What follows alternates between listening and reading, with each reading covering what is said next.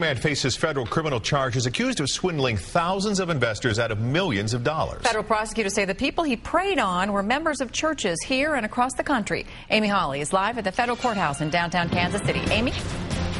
Well, the investors of Owen Hawkins' company, Petro America, they were swindled today. It was a shell of a company that he boasted apparently as the second largest corporation in the world, and they invested in excess of $7.2 million just since late 2008. But investigators say nearly all of that money is gone, nearly all of it spent by Hawkins' personal investments instead of his promises.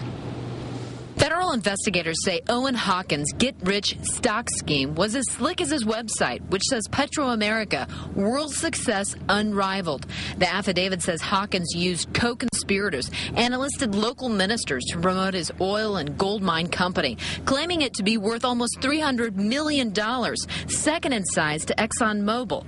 In reality, the mining interests that Petro America has are essentially worthless.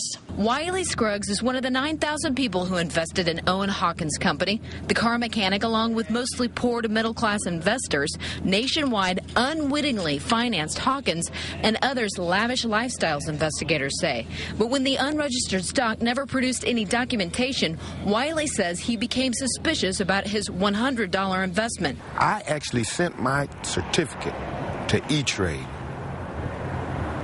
They sent it back. What'd they say? No good. Wiley says Hawkins even collected money at weekly shareholder meetings, passing a hat like a church collection plate. Investigators say Hawkins recruited investors mostly through African-American churches. Wiley says using the community's sanctuary of trust to make the scheme seem legitimate. In the 50s and 60s, if you want to destroy the yoke of a black community, you burn the church down. Now we got ministers in the church that are worse than anything we got in the outside. And then they want to bring more people in. Who wants to come into that?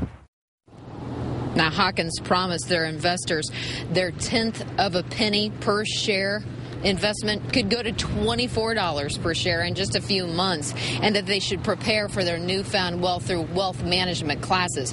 Hawkins could face 15 years in a federal prison, and we've posted on our website a website that investors can go to post information in hopes to get some of their investment back. In downtown Kansas City, Amy Hawley, NBC Action News.